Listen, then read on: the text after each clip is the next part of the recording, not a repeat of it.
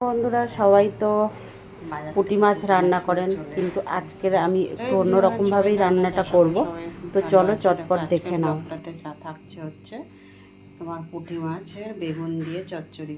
চচ্চড়ি ঠিক না, পুঁটি মাছের ঝালই করব, সর্ষে বাটা বেগুন দিয়ে সর্ষে ঝাল করব, ঠিক আছে?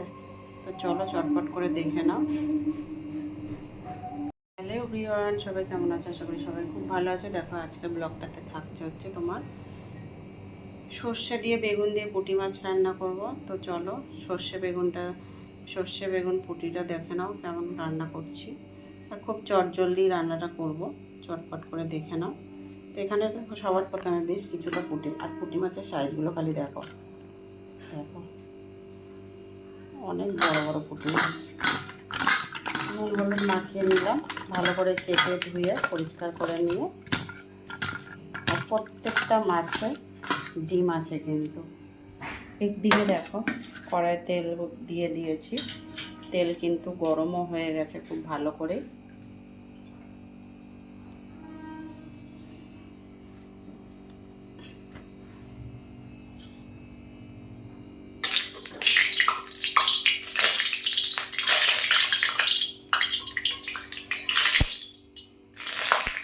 বাবা জল ছিল মনে হয়। তো যাই হোক, কড়াই দেখো তেলটা ভালো করে গরম হয়ে গেছে কিন্তু। পুঁটি মাছগুলো দিয়ে ভালো করে ভেজে নেব।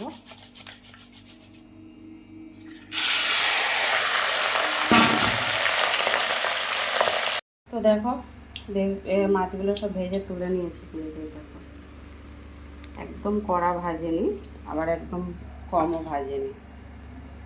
এবারে বেগুনগুলোকে ভেজে তুলে নেব।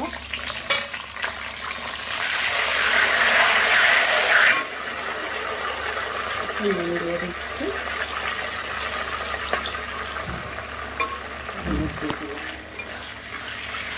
বেগুনগুলোকেও ভালো করে লাল লাল করে ভেজে তুলে নেব।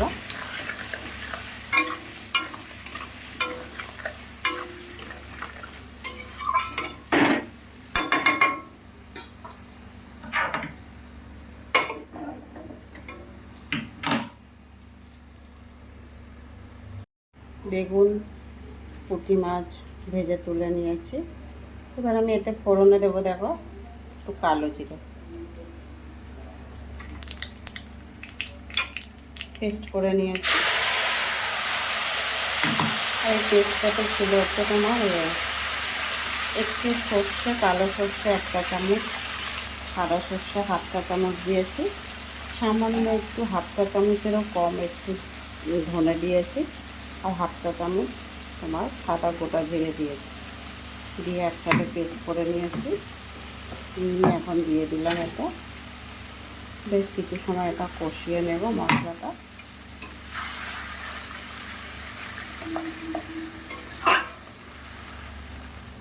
নুন দিয়ে দিচ্ছি পরিমাণ মতন,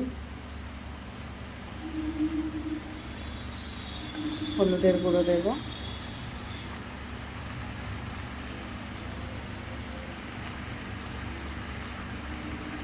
লঙ্কার গুঁড়ো দিলাম সামান্য একটু, যেমন ঝাল পাবে সেরকম। অনেকে কাঁচা লঙ্কাও দেয়, আমি গুঁড়ো লঙ্কাটা ইউজ করলাম। কাঁচা লঙ্কা দিলেও দিতে পারে যারা না গুঁড়ো লঙ্কা খায়।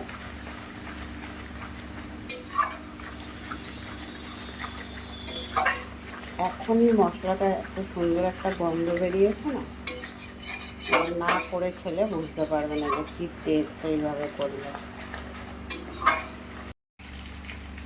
মাছ আর বেগুনটা দিয়ে দিলাম, ফুটে উঠেছে। দুটো কাঁচা লঙ্কাও দিয়ে দিয়েছি ফাটিয়ে। এটা ফুটে উঠলে এবার নামিয়ে নেব।